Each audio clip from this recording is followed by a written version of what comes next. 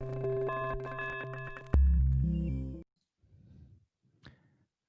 everyone. Welcome to Raising Vibrations. You're with Simon today.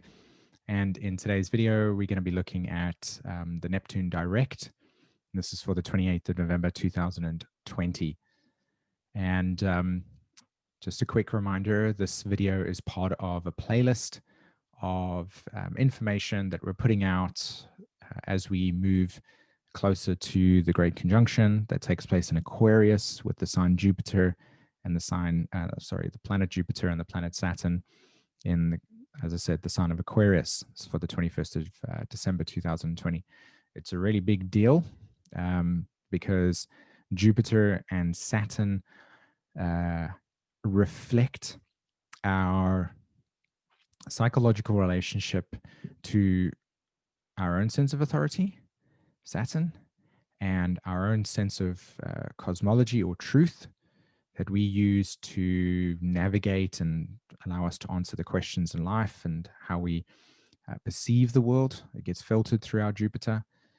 And of course, these two planets are also extensions to the outer planets. And so this is also how society as a whole structures itself, what it considers to be the law, and what's acceptable, what's not. And Jupiter, of course, is the philosophical structure that is rooted in these laws that binds our society together. And what I find really fascinating about these two planets, particularly if you look at this image that you've got here, right, you can see Jupiter that's there. It's pretty big, isn't it? Saturn, pretty big. But in relation to, our personal planets, yeah, Jupiter and Saturn are pretty big, right? So you can see from the nature or from the astronomy's perspective, this is something that speaks to how influential these planets are in relation to how we perceive the world and how we integrate into the cosmic whole, and how the cosmic whole is structured. There's an interpersonal play. It's really fascinating to be able to see it in that way. So again, big conjunction taking place, tremendous amount of change going to be happening on the social landscape. We know this.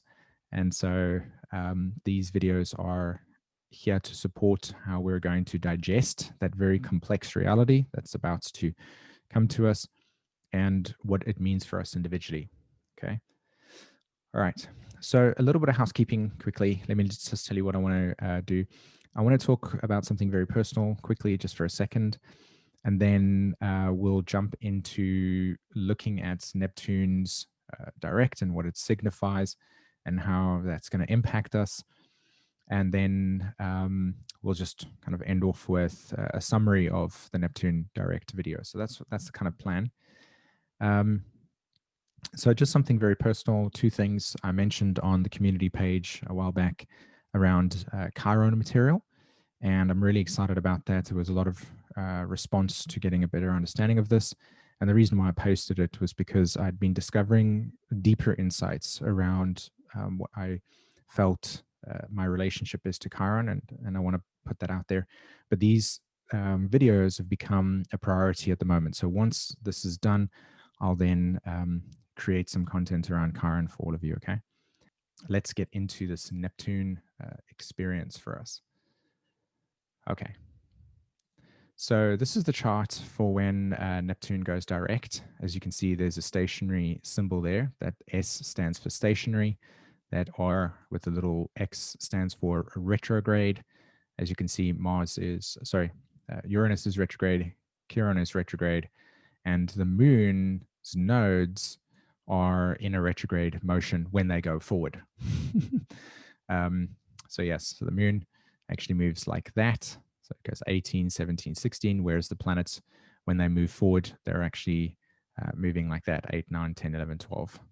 Okay. And it's really important to understand that, because if you look at this chart, you'll notice a few things, right? Neptune sitting at 18 degrees there, it's stationary. It actually connects to the nodes of the moon. So this Neptune stationary energy, this Neptune squaring the nodal axis, when it moves direct, It's deeply significant. It's very significant because it is making contact to the evolutionary direction. It's how our sense of direction is felt. The nodes are deeply influential in the trajectory of our awareness. Think of it as like a funnel. And all of these planets funnel through this nodal axis, these two abstract points in space. Here, south node and north node. So to have a planet making an aspect is that's what an aspect looks like, right? Conjunction, inconjunct, sextile, etc. So when it's making an aspect, i.e., having a conversation with this, what you see is a very collective shared experience. Okay, it's a very collective and shared experience. So that being said, the Neptune archetype is also beyond the realms of Saturn and Jupiter. So we can sense here that this planetary energy, or this significant moving direct energy, speaks to something that is going to reveal a tremendous amount of collective issues, right? We're all going to, in some way, shape, or form, be influenced by this. It's not a personal planet in the sense of Mars, like Mars retrograde for us was an individual journey. But with Neptune, it's going to permeate and reflect itself. You will see it collectively, just as when Pluto and Jupiter made a conjunction earlier in this month, and when, of course, they also made their conjunction at the beginning of the year, there was collective shared experiences. You saw a tremendous amount of shared awareness. Thinking about when was it when Pluto and Jupiter made this conjunction, this first conjunction, like we all became very, very vigilant and very hyper aware of cultural truths that one side of the population felt was legitimately real and other sides of the population felt that it wasn't real. Very deep split psychologically around the way that we perceive truth and how truth is how it's spread across the globe. Okay, so these are outer planetary events, and we're all going to, in some way, shape, or form, be affected by this. It's going to be a very unified experience. Okay, so the fact that it's also on the nodal axis as well just signifies the potency of this Neptune direct movement.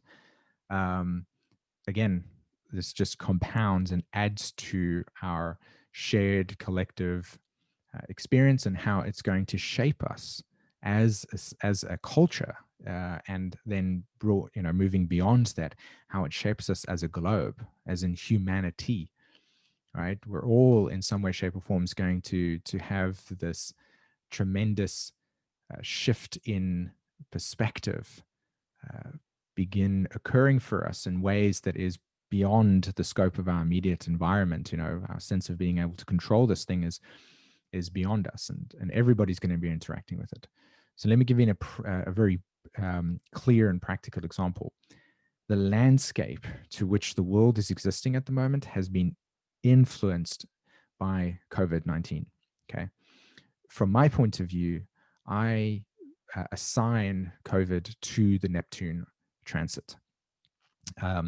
Beginning of this year, when the globe got affected by this and it became more spread within the Western world, and we had the incredible, profound effects that it had on planes not flying, travel bans, etc., etc. This was shared experience. This wasn't some person sitting in the middle of one place having this momental experience. This is shared collectively, and we all talk about it in different ways because it affects our lives in different ways, but there's a shared experience. This also correlates to the permeation of boundaries. In other words, Neptune has zero.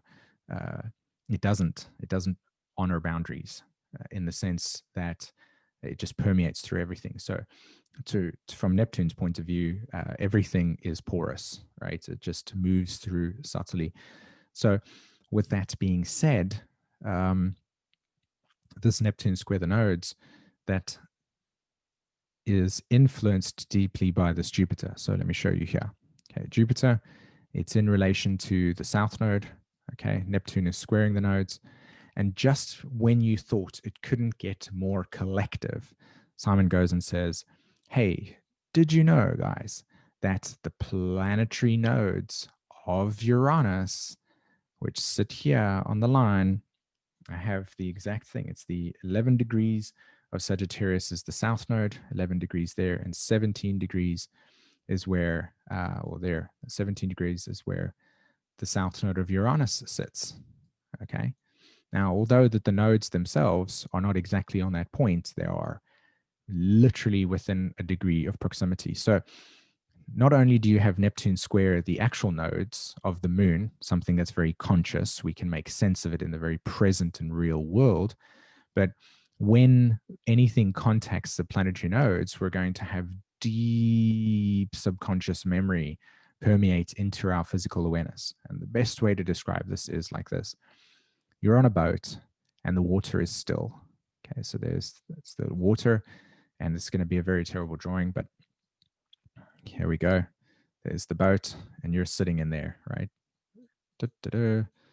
My 2-year-old impression of us sitting in a boat, and so this would be the nodes of the moon. This is how we would perceive reality through something that's on the surface. We're like, oh, the clouds, etc. And okay, it's very still. But when we talk about planetary nodes, we're talking about the deep undercurrent that exists here. Okay. And when we have activations to those planetary nodes, is anybody willing to guess what could occur with this very calm, watery energy? Yes, exactly. All right. It starts to rise up into our conscious field. And so our interaction with this energy, right, starts to become more present. We start to feel it more. We start to sense it more. And so what you will see is a collection of people that will have, or all of us will try to make sense of it. And most of the time, it's going to be rooted in fear or rooted in trying to make sense of it. And then there are other aspects of this experience in which we will witness the landscape of our core philosophical truths begin to shape themselves in ways that are very different to how they have been. So, what I'm actually advocating here is that this Neptune direct energy, as it begins to set in motion forward movement, will look like the decay of anything that no longer is part of the future, no longer is part of the future current. And that will look like for some people as if they're in deep alignment with their core truth. And that's ultimately what we've been saying here on RV. We've been trying to help everybody in supporting you and recognizing that if you're on the right current, this experience is going to move you into the place that feels deeply nourishing and meaningful for you. Whereas from the perspective of being on the boat and trying to hold on to the past current, it's going to feel like the energy is dissipated and there is no more movement in that direction, and you're going to feel stuck. You're going to feel empty. There's going to be a sense of loss of meaning.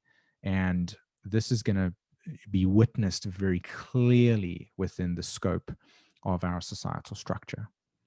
So that sounds like, oh no, right? And that's our fear limbic system coming in. Is that going to be me? Whereas what I want to advocate is, instead of tapping into that sense of fear that can potentially come up with that limbic system, it's an encouragement to start recognizing that the landscape to which our world is shifting and changing. And it is through individuation, through getting connected to the self, disconnecting from